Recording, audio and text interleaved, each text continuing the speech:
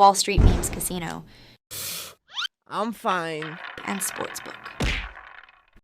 This is Colin McGuigan for IFLTV, joined with the Fresh Prince of Bel-Air himself, Frank Smith, in Los Angeles, California. Frank, first of all, how have you been? It's been a while since we've spoke, actually. I'm good, mate. You just said I look like Elton John with these glasses on, so I thought I'd keep them on for a second and see what the people think. I think I look more like David Furnish than Elton John. Nah, Elton John. It's Elton John for me. It's, I don't know, I don't even, what are they? What make of them glasses? What maker them glasses? Tom Ford. Are they Tom Ford? I think so. There might be some of Tom Ford's poorest work. Poorest work. They're Really? horrendous, man. Mate, you're sitting there with a fake tan. It's not a fake tan. I've been in America for the summer. A twin set outfit. You're not a fan of the twin set outfit? Never a fan of twin set. And a vest. And a But chain. I have to. The chain's quite small though. You've been dressing like Eddie Hearn. Why does everyone keep saying this? No, I haven't. You do. I literally. This is something he would wear currently. This outfit. Also, you've had the fringe cut in line. You look like you I got just didn't gel my hair today. I didn't put any wax on it. I left it as it is because the hairline's so good. Your hairline's not bad to be fair, but mine's is special. my hairline was better. Do you know who you look a bit like? Louis de Cuba. Everyone keeps saying it. Stop it. Yeah. When I see him this week, you look like Louis de Cubas. But I'm like the better looking version of Louis de Cubas. No, Louis is a good looking bloke. Frank, I haven't seen you since your Japan outing. How was Japan, first of all? Interesting. It was a, look, when you do something for the first time, when you launch in new markets, it's always a bit of a challenge. And, the first show is always the most difficult. And from there they improve and you build and move in the right direction. So, yeah, there was some tough bits. But I think, look, the fights were great. There was a lot of comments about the crowd. There's something we've got to work on. We've got multiple partners in Japan who deliver the event. But, I think in terms of the product and the prize fighter series, I think there's a lot that can be done with it. I think the fights were brilliant. I think we're set up for some big semi-finals as well. And, a good start, but improvements to be made. But that's part and parcel of doing what we do and trying to expand the business, go to new markets. It'd be very easy just to be complacent, sit and go, do you know what, we've got a great business in UK, US, Mexico, let's just be lazy. But we want to keep expanding the sport of boxing and, we're the biggest promoter in the world and we want to show that. So, yeah, interesting start, lots to look forward to, many shows to come and excited about the future. When is the semi-finals and when's the projected date for the final as well? Just working through that now, hoping the semi-finals will be in October time, and then the finals around February. So just working on a few details, hopefully some announcements soon on it. And again, both of those will take place in Japan, or are you open to moving venues, or what's the situation there? The focus is on doing it in Japan, and finishing the tournament out there. You got an all-Japanese semi as well. You obviously got Kieran Conway against Aaron McKenna's a brilliant fight. That's the focus. Get those up and running, and announcement very soon. Frank, obviously we're here for a massive card this week. Do you believe this is probably the biggest card, top to bottom, you've ever been involved in? I asked Eddie that yesterday, and he said he's never seen a card like this in America before. Yeah, for sure. And Eminem just sprinkled in the middle as well. My mate Marshall. He's I actually told someone I went to school with him yesterday, and they believe me. But yeah, what a card, top to bottom. And I think, a lot of people are probably sleeping on Israel Madrimov, but I think it could be the toughest fight Terence Crawford's had in his career. My man Israel Madrimov, Uzbek power all day.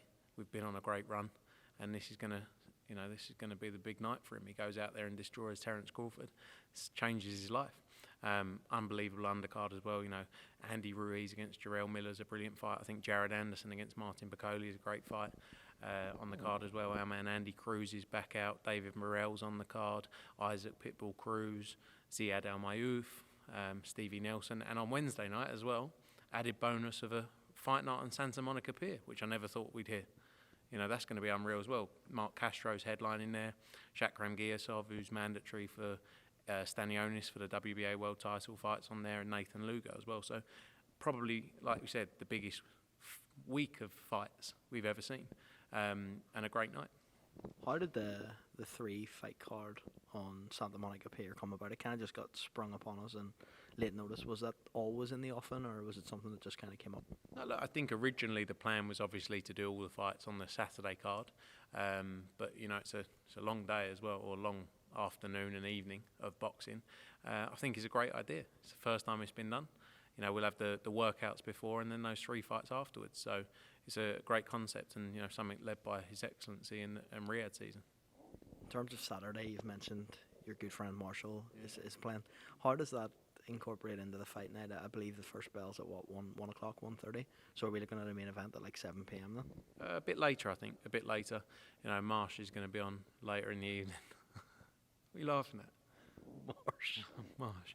I actually went to school with his brother, Danny Mathers.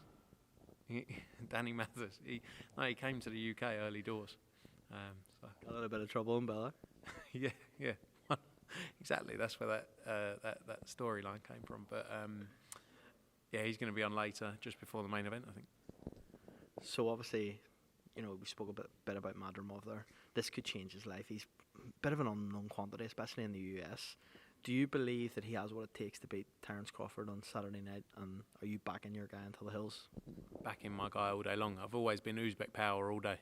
You know, they're my guys. You know, the Vadim's stable of fighters. I'm the lead promoter. Although Eddie will say different when Madrimov knocks him out on Saturday night. But yeah, 100%. I think obviously, Terence Crawford's a tremendous fighter, but I think Israel Madrimov, when you look at the size of him as well, you know, when you look at where Terence Crawford's come up from, Madrimov is a big lump, and I think he can do a job on him. I think the fact he's only had very few fights, people maybe will question the likelihood of him getting the result, but I think he can. I think he can go in there. I think it's the right time as well. You know, Terence Crawford's been in the game for a long time. He's been around for a long time, and I think this is Israel Madrimov's time. We've seen in the last few days Canelo Berlanga announced a deal done between Matchroom and PBC. Somewhat out of the blue, you know, there's a lot of talk about Chris Eubank Jr. Was Chris Eubank Jr. ever a front runner in this race to face Canelo? I personally think it was more around negotiations and trying to, you know, get the deal. It's never easy, as we know, trying to do a deal when you got one potential opponent. I always felt like Berlanga was going to get the fight. And yeah, I don't think as well, if I was representing Chris Eubank Jr., it's not the right fight now. Like in terms of, I think he needs, no, but honestly, I think he should go and have, I think the Conor Benn fight's the fight for him. Hopefully we get that done very soon. And then he comes out, if he can beat Conor Benn, the Canelo fight's even bigger. And you know, look, he's been out the ring, 12, 13 months, but I don't think it was ever too realistic, in all honesty. You mentioned the Conor Benn fight there.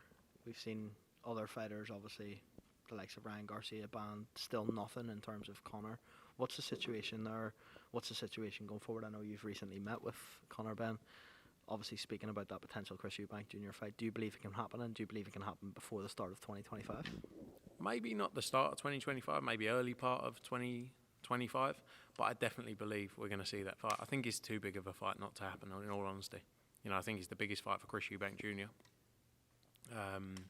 And I think we'll see it. You know, Conor's in the best mental space I've seen him in a long time. You know, this has been a tough period for him that's dragged on for a long, long time, but hopefully we're getting to the end of it and we'll have some news soon.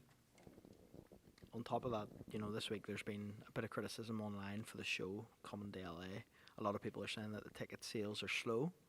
Just your opinion on that, and your response to maybe people who are criticising the idea to come to LA for this huge card. I think you'll see on Saturday night it'll be a packed out stadium in the BMO. You know, people obviously have their view. You know, when you're trying to put together a card like this, ticket prices have to be at a certain level, obviously, to make it financially viable at the same time. But it'll be packed out in there on Saturday night, and it'll be a special night for boxing and US boxing especially, because like we said, we haven't seen a fight card like this before with a little sprinkling of marsh. That sprinkling of marsh gets me every time. Obviously, one of your good friends in Del Boy, Derek Chisora, got a good win at the weekend against Joe Joyce. What did you make of that, Frank?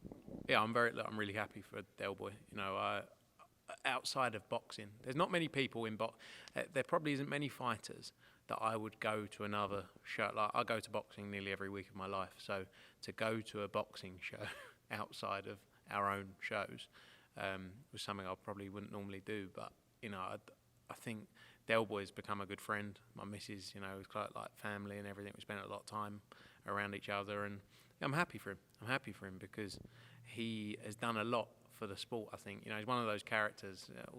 Albeit 13 losses, that's why people always want him back, because he is a character. I was on FaceTime with him and Eddie earlier. He called me because he's been going back and forth with Eddie about the Johnny Fisher fight now. But yeah, really happy for him.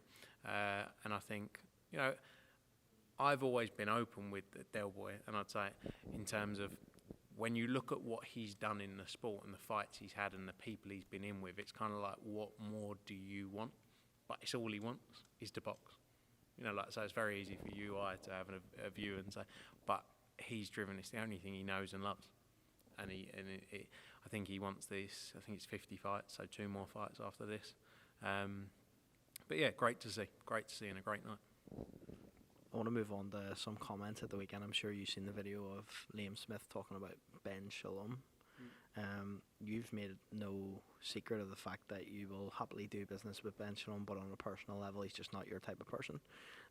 What did you make of Liam Smith's comments? Because I asked Eddie this yesterday, and Liam Smith's not someone that normally comes out and says those things. He actually referenced you in the interview and said, I have a great relationship with Frank Smith, Eddie Hearn. I've got a great relationship with Frank Warren, but Ben Shalom's not my type of person. Just your thoughts on that? What in my thoughts on what Liam Smith said? Yeah. Obviously knowing Liam probably better than most. Yeah, look, there's certain things. There's certain reasons for my dislike for Ben Shalom on a personal level, of things I know that aren't really my space to say it. And there's probably a reason why Liam Smith has a dislike for Ben Shalom, because of certain things he knows.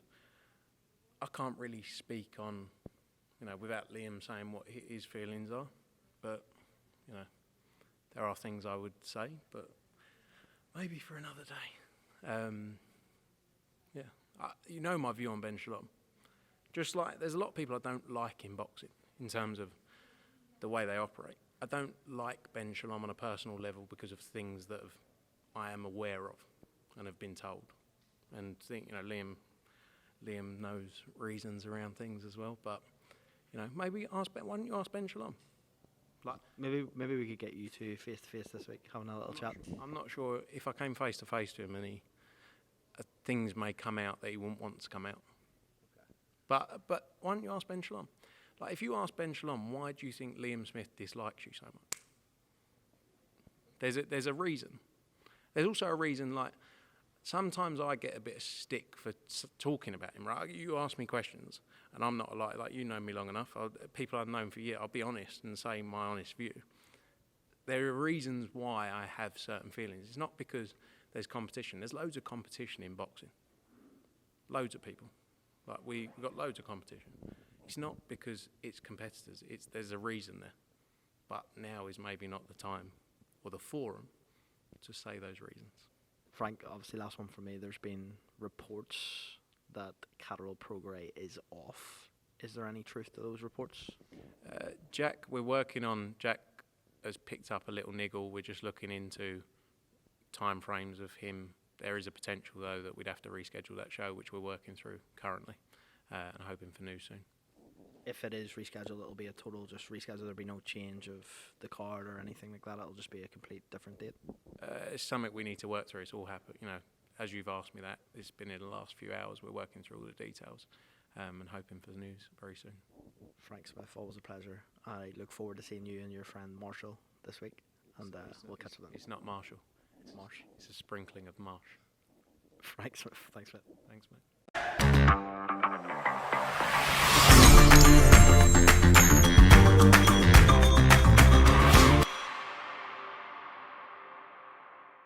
Wall Street Memes Casino, I'm fine. and Sportsbook.